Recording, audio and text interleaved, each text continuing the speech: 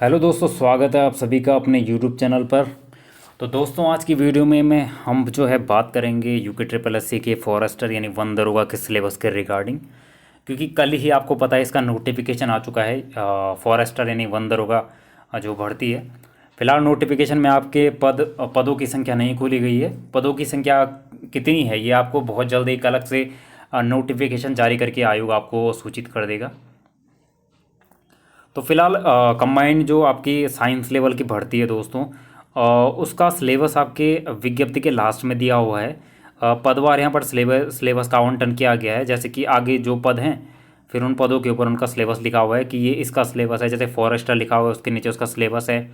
ऐसे ही आपका पशुधन प्रसार अधिकारी का सिलेबस भी आपका पीछे है। तो अलग अलग जो पदनाम है उनका सिलेबस अलग अलग है। तो किसी जो सिलेबस आपका जिसकी भी आप तैयारी कर रहे हो उसका सिलेबस ज़रूर प्रिंट करा लीजिएगा आप। तो दोस्तों, आज हम करेंगे फॉरेस्टर का सिलेबस पे बात, जिसके लिए काफ़ी कमेंट्स आ रहे थे कि फॉरेस्टर का सिलेबस में आप क्या सिलेबस है और इसमें मैथ्स है कि नहीं। कई लोगों का क्वेश्चन ये था इसमें कि फॉरेस्टर यानी वन दरोगा को जो सिलेबस इसमें मैथ्स ऐड हुई है या नहीं हुई ऐड। ठीक है, क्योंकि पिछली बार जब ये एग्ज़ाम हुआ था फॉरेस्टर का, तो पिछली बार ये एग्ज़ाम दो बार हुआ था। एक बार तो ऑनलाइन कराया गया था ये एग्ज़ाम, तो वो 18 शिफ्टों में हुआ था। तो उस टाइम पे ऑनलाइन एग्ज़ाम हुआ था, जो फिर उसमें काफ़ी धांधली वगैरह हुई थी, तो वो एग्ज़ाम फिर कैंसिल हो गया था। उसके बाद इसका ऑफलाइन एग्ज़ाम हुआ जो आपका सिंगल शिफ्ट में हुआ था।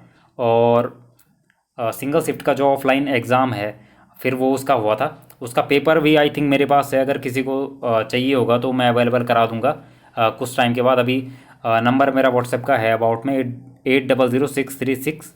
ठीक है, ये मेरा नंबर है व्हाट्सएप का 8006369037। ठीक है, ये मेरा व्हाट्सएप का नंबर है। इस पर आप कोई भी पीडीएफ अगर आपको चाहिए होता तो आप व्हाट्सएप कर सकते हैं। रिप्लाई आपको 5 बजे के बाद मिलेगा, क्योंकि उस टाइम फिर ऑफिस से मैं आ जाता हूँ। फिर तो उसी के बाद मैं मैसेजेस देख पाता हूँ। ठीक है, क्योंकि दिन में मैं देख नहीं पाता हूँ, बहुत सारे मैसेजेस आते हैं व्हाट्सएप पे आप सभी लोगों के।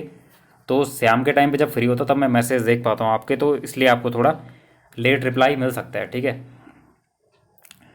तो पिछली बार फिर मैंने आपको बता दिया कि इसका ऑफलाइन पेपर हुआ था, वो आपका सिंगल शिफ्ट में हुआ था। उस पेपर का लेवल आप देख सकते हैं।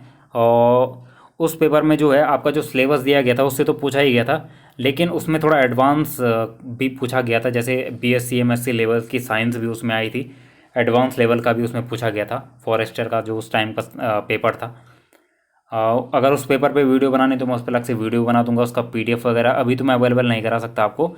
लेकिन जिसको उसका पीडीएफ चाहिए होगा पुराने पेपर का, वो कमेंट बॉक्स में कमेंट कर देना कि मुझे चाहिए, और तो मैं कुछ टाइम बाद वो आपको दे दूंगा। ठीक है, अभी जब पीडीएफ बना दूंगा उसका। तो फॉरेस्टर के सिलेबस में अगर हम फॉरेस्टर के सिलेबस के बारे में अगर हम बात करते हैं, तो पिछली बार और इस बार के सिलेबस में ज़्यादा डिफरेंस है नहीं। टॉपिक्स वही हैं, लगभग मिलते जुलते हैं। जो मैंने कई लोगों को पुराना सिलेबस भी दिया है, तो उससे भी जिसने तैयारी की होगी तो उसमें भी टॉपिक लगभग मिलते जुलते ही हैं। लेकिन यहाँ पर कुछ टॉपिक्स, एक आध टॉपिक जो नए ऐड हो गए हैं। उसके अलावा मैथ्स का थोड़ा पोर्शन ऐड कर दिया गया है इसमें। साइंस लेवल की जो भर्ती होती है ये, तो इसके सिलेबस पे अगर हम बात करते हैं तो मोशन, जैसे डिस्टेंस एंड डिस्प्लेसमेंट हो गया आपका, स्पीड एंड वेलोसिटी हो गया।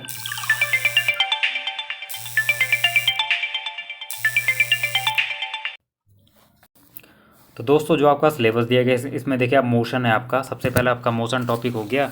मोशन के अंदर आपका distance, displacement, speed, velocity, non uniform और यूनिफॉर्म मोशन हो गया आपका। एक्सेलरेशन हो गया आपका। इक्वेशन ऑफ मोशन हो गया। Elementary idea of uniform circular motion हो गया आपका। फोर्स एंड मोशन हो गया। न्यूटन्स लॉ ऑफ मोशन हो गया। इनर्सिया ऑफ बॉडी हो गया। Mass as a measure of inertia हो गया आपका। Elementary idea of conservation of momentum हो गया। तो ऐसे टॉपिक्स इसके अंदर दिए गए हैं। जैसे मोमेंटम आपका हो गया, इसकी मोशन आपका हो गया, सॉरी। ऐसे ही आपका ग्रेविटेशन हो गया। Gravitation, universal law of gravitation, gravity, acceleration due to gravity, mass and weight, free fall. Flotation हो गया आपका। फ्लोटेशन में थ्रस्ट है, प्रेशर है इत्यादि। जैसे वर्क, एनर्जी एंड पावर आपका दिया गया है। इलेक्ट्रिसिटी एंड मैग्नेटिज्म आपका हो गया आपका। हीट है, लाइट है, साउंड है, एटमॉस्फेयर है। फिर आपका यूनिट 2 है। यूनिट वाइज इसमें सिलेबस आपका दिया गया है। यूनिट 2 में आपका मैटर एंड इट्स प्रॉपर्टीज़ हो गया, और particle nature and basic unit आपका हो गया। स्ट्रक्चर ऑफ एटम आपका हो गया। एसिड, बेस एंड सॉल्ट्स आपका हो गया जैसे। ठीक है, उसके बाद यूनिट 3 में ऐसे ही इसके अंदर टॉपिक दिए गए हैं, ठीक है। यूनिट 2 के आपके ये हो गए केमिकल रिएक्शन हो गया, मेटल एंड नॉन मेटल्स हो गया आपका, carbon compounds, periodic classification of elements हो गया आपका, मॉडर्न पीरियोडिक टेबल इत्यादि, ठीक है। यूनिट 3 में आपका फिर लाइफ प्रोसेस है जो पिछले वाले सिलेबस में भी है, लगभग मिलता जुलता ही सिलेबस है। जैसे यूनिट 3 में आपका लाइफ प्रोसेस हो गया, बायोलॉजिकल डाइवर्सिटी हो गया, सेल हो गया, टिश्यूज़ हो गया आपका, ठीक है। तो ये टॉपिक दिए गए हैं इसमें। Control and coordination in animals and plants हो गया आपका, रिप्रोडक्शन हो गया, ह्यूमन हेल्थ एंड डिजीज़ हो गया आपका। उसके अलावा आपका यूनिट 4 में है natural resources and their conservation हो गया आपका, बायोडाइवर्सिटी हो गया, इकोलॉजी एंड इन्वायरमेंट हो गया आपका। उसके अलावा आपका वाइल्ड लाइफ है। तो ये टॉपिक हैं, इसके अंदर फिर सब टॉपिक आपका दिया गया है। यूनिट 4 हो गई आपकी, और फॉरेस्ट्री भी है यूनिट 4 में। देखिए फॉरेस्ट्री से रिलेटेड है, तो आपको जो टॉपिक जैसे फॉरेस्ट्री हो गया तो इस पर ज़्यादा ध्यान देना होगा, इंपॉर्टेंट आपका हो जाता है। यूनिट 5 में आपका एग्रीकल्चर, कृषि से संबंधित है आपका, एग्रीकल्चर, एग्रो फॉरेस्ट्री हो गया, सिविकल्चर हो गया आपका। उसके अलावा आपका सीड हो गया, यानी बीज उत्पादन वगैरह, क्रॉप प्रोडक्शन हो गया आपका। और आगे बढ़ते हैं हम इसमें, तो plant growth regulators, basic statistical analysis हो गया, लाइफ स्टॉक हो गया आपका, ठीक है। उसके अलावा नोट में भी दिया गया है, तो ये आप देख सकते हैं। तो ये आपका फॉरेस्टर का पूरा सिलेबस है, यूनिट 6 है। तो ये जो यूनिट 6 है दोस्तों, ये नई ऐड हुई है इस बार। यूनिट 6 में आपको क्या क्या देखने को मिलेगा, इसमें इसके अंदर आपका मैथ्स जो लगभग स्केलर में भी थी वो आपकी यहाँ भी है। तो नंबर सिस्टम हो गया आपका, एलजेब्रा, कोऑर्डिनेट जियोमेट्री हो गया, जियोमेट्री हो गया आपका, और मेजोरेशन, ठीक है, मेजोरेशन हो गया, ट्रिग्नोमेट्री हो गया, स्टैटिक्स, ठीक है, स्टैटिक्स भी आपका मैथ्स का ही चैप्टर हो गया आपका। मैथ्स में आपके ये सारे चीज़ आ जाती हैं। फिर यहाँ पे अगले पद का सिलेबस आ जाता है, तो इसको हम देखेंगे नहीं, हम केवल वन दरोगा का देखना है। तो ये प्राविधिक सहायक वर्ग 1 का सिलेबस है। तो आपका जो वन दरोगा का सिलेबस है दोस्तों, वो यूनिट 1 से लेके यूनिट 6 तक है, ठीक है। यूनिट 6 में आपकी मैथ्स दी गई है, number system, algebra, coordinate geometry हो गया आपका, ज्योमेट्री हो गया, मेजरेशन, ट्रिग्नोमेट्री और स्टैटिक्स। तो ये आपका वन दरोगा का सिलेबस है, जिसमें यूनिट 6 में आपकी मैथ्स है पूरी, ठीक है। तो इस मैथ्स की आप तैयारी कर लीजिएगा। उसके अलावा जो आपका पीछे वाला सिलेबस है, ये सेम डिट्टो वैसा ही सिलेबस है जैसे पिछली बार वन दरोगा का पेपर हुआ था, तो उसमें लगभग सेम सिलेबस था। थोड़ा सा मेरे को लग रहा है उसमें शायद सीड वाला, क्रॉप प्रोडक्शन वाला नहीं होगा, और प्लांट ग्रोथ, मतलब थोड़ा सा इसमें से तो एग्रीकल्चर तो उसमें था, लेकिन थोड़ा सा ये वाला थोड़ा नया हो सकता है आई थिंक। इसके अलावा लगभग डिट्टो मिलता जुलता आपका सिलेबस है। और जो लोग ये कह रहे थे कि उनको डाउट है कि वन दरोगा के सिलेबस में मैथ्स आती है या नहीं, तो पिछली बार दोस्तों मैथ्स नहीं थी, लेकिन इस बार मैथ्स के थोड़ा टॉपिक ऐड कर दिए आयोग ने। तो कोई बात नहीं, साइंस स्ट्रीम आपका है तो मैथ्स आपने पढ़ी ही होगी, जिनकी थोड़ा बायोलॉजी है उनके लिए थोड़ा सा हो सकता है यहाँ पर कि उनको मैथ्स के थोड़ा टॉपिक सीखने पड़ेंगे। तो कोई बात नहीं, अगर आपकी बायोलॉजी है तो आप मैथ्स के जो जो टॉपिक सिलेबस में दिए गए हैं उनको आप सीख लीजिए आराम से। और टाइम इसका एग्जामिनेशन भी शायद मेरे को लग रहा है अप्रैल या मई में हो जाएगा आपका, शायद अप्रैल में इसका एग्जामिनेशन का डेट दिया हुआ है, तो उस हिसाब से आप तैयारी कर लीजिएगा, ठीक है। उसके अलावा देखिए दोस्तों, क्योंकि इसका एग्ज़ाम काफ़ी नज़दीक है, आई थिंक आयोग ने नोटिफिकेशन में, आई थिंक अप्रैल का, जहाँ तक मुझे लग रहा है 20 अप्रैल, आई थिंक, मेरे को अभी ध्यान नहीं आ रही है, लेकिन अप्रैल या मई की इसमें डेट दी हुई है एग्ज़ाम की, ठीक है। तो रही बात आपने पढ़ना क्या है, तो देखिए क्योंकि आपके पास सिर्फ 2, ढाई या 3 महीने मैक्सिमम इसके लिए होंगे, तो यहाँ पर आपको क्या करना है, एक पहली बात तो आपको डीप नहीं पढ़ना है, ठीक है। डीप, क्योंकि डीप आप तब पढ़ते हो जब आपके पास कम से कम 7-8 महीने, या फिर चलो जैसे आज नोटिफिकेशन फरवरी में आया आपका, जनवरी में, और एग्ज़ाम आपका दिसंबर में या फिर अगली फरवरी में होता है 1 साल बाद, तब तो मैं ये बोलता कि आप मतलब डीप भी पढ़िए, एमएससी लेवल का भी पढ़िए, बीएससी लेवल का भी पढ़िए, क्योंकि आपके पास 2 से 3 महीने हैं, ठीक है। अब 2 से 3 महीने आप लोगों के पास हैं, तो आप अगर ज़्यादा डीप पढ़ने जाएंगे तो ना तो आपका सिलेबस कंप्लीट होगा, और ना ही आपके नोट्स प्रॉपर बन पाएंगे, और ना ही आप अपने बने हुए नोट्स को रिवाइज कर पाएंगे, ठीक है।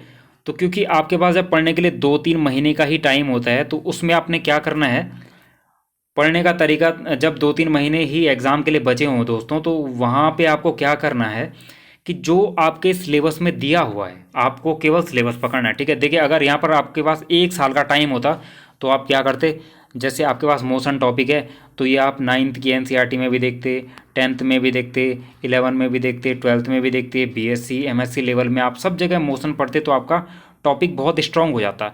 लेकिन आपके पास 2 से 3 महीने हैं, तो आप अगर एडवांस, बहुत ही एडवांस डीप पढ़ने जाएंगे तो फिर जो है आपका ना तो वो रिवाइज हो पाएगा, ना आपका सिलेबस कंप्लीट हो जाएगा। तो पढ़ने का तरीका मैं आपको यही बताता हूँ कि आप अपना सिलेबस प्रिंट कराइए, ठीक है। आपके पास 2-3 महीने आपको क्या पढ़ना है, आपको 9th 10th 11th और 12th, ये जो आपकी 9th 10th 11th 12th की एनसीईआरटी है ना, इनको आप पढ़िए। केवल 9th 10th 11th 12th की केवल एनसीईआरटी है, ओनली साइंस की एनसीईआरटी है, ठीक है। यहाँ पर मैं ये नहीं बोल रहा हूँ चलो जीएस वगैरह का होता तो जीएस में तो तब आप पढ़ भी नहीं पाते 9th 10th 11th 12th की एनसीईआरटी, लेकिन 9th 10th 11th 12th की साइंस की, ओनली साइंस की, देखिए मैं आपको बता देता हूँ कि जो 9th 10th 11th 12th की साइंस की एनसीईआरटी उनको पढ़िए। एक तो आपने वो पढ़नी है दोस्तों। दूसरा एक शायद अरिहंत की आती है, एक अरिहंत की आती है एनसीईआरटी साइंस की, उसमें साइंस के नोट्स हैं और उसकी एमसीक्यू की बुक भी आती है, ठीक है। तो एक आप वो ले लीजिएगा। तो 2 मैटर मैंने आपको बता दिए, एक आप 9 से 12 की एनसीईआरटी पढ़ो, एक अरिहंत के नोट्स आते हैं एनसीईआरटी साइंस के, वो आप ले लो, और एक अरिहंत की एमसीक्यू आती है साइंस की, एक आप वो ले लो, ठीक है। फिर आप अपना सिलेबस प्रिंट कराओ, और सिलेबस में देखो पहला टॉपिक दिया है मोशन, मोशन के बारे में पढ़ो, डिस्टेंस पढ़ो, डिस्प्लेसमेंट पढ़ो, मतलब बेसिक चीज़ें पढ़ो। ऐसा नहीं कि आप एडवांस में ही घुस गए और आपका सिलेबस भी कंप्लीट नहीं हुआ। तो आपका क्या होना चाहिए, 2-3 महीने में आपका, जैसे मोशन ये हो गया, ग्रेविटेशन, फ्लोटेशन, मतलब आप हर टॉपिक आपने पढ़ा हुआ होना चाहिए, हर टॉपिक का आपका, जैसे किसी में फॉर्मूले वगैरह हैं वो आपको याद होने चाहिए। तो टोटल मिला के बात ये है, जब आप एग्ज़ाम देने जाएँ तो आप हर टॉपिक के हर पॉइंट से टच में हो। जैसे कि इसमें अगर ये टॉपिक है mass as a measure of inertia, तो आपको इसका वो पता होना चाहिए कि इसके अंदर क्या है, भले आपको 2 लाइन 4 लाइन पता हो, लेकिन आपको पूरे सिलेबस का थोड़ा थोड़ा पता होना चाहिए, ठीक है।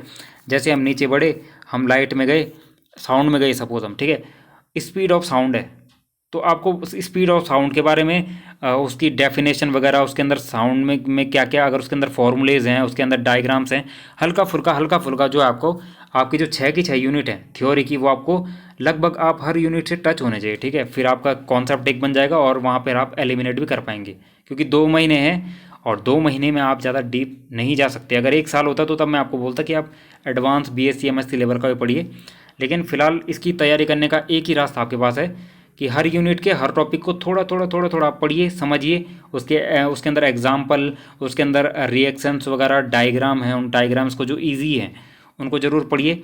और इसके अंदर जो फॉरेस्ट्री वाला टॉपिक दिया गया है, क्योंकि आप फॉरेस्ट इंस्पेक्टर बनेंगे तो ये वाला टॉपिक थोड़ा ज़्यादा इंपॉर्टेंट बन जाता है, तो फॉरेस्ट्री से रिलेटेड आपको नॉलेज होना चाहिए, ठीक है। उसके अलावा जो आपकी मैथ्स दी हुई है, तो मैथ्स में जो जो आपके टॉपिक दिए हुए हैं, जैसे आपका ट्रिग्नोमेंट्री है तो ट्रिग्नोमेंट्री के थोड़ा क्वेश्चंस देख लीजिए, उसके अंदर थोड़ा फॉर्मूलेज हैं। जैसे जियोमेट्री आप देख लीजिए कि ज्योमेट्री में कौन कौन से क्वेश्चन टाइप के बन सकते हैं, कौन कौन से फॉर्मूले उसके अंदर है। नंबर सिस्टम के देख लीजिए किस टाइप के क्वेश्चन बन सकते हैं, ऐसे ही अलजेब्रा वगैरह। तो इस तरीके से आपके 2-3 महीने में इसकी एक तैयारी हो सकती है। अदरवाइज़ डीप पढ़ने का टाइम आपके पास नहीं है, क्योंकि 2 से 3 महीने में आपकी इतनी डीप स्टडी नहीं हो पाती है। अगर आप डीप के लिए जाएंगे फिर आपका जो सिलेबस है वो भी कंप्लीट नहीं हो पाएगा, और जो आपका नोट्स वगैरह बनेंगे वो भी रिवाइज नहीं हो पाएंगे, ठीक है। तो नंबर 1 बात, आप इसमें मैथ्स जरूर पढ़ लीजिएगा जो टॉपिक में दी हुई है, और सिलेबस को किस तरीके से आपको पढ़ना है वो मैंने आपको बता दिया है, ठीक है। तो दोस्तों वन दरोगा के सिलेबस के रिगार्डिंग यही वीडियो था। तो मिलते हैं आपको फिर नेक्स्ट वीडियो में, तब तक के लिए धन्यवाद।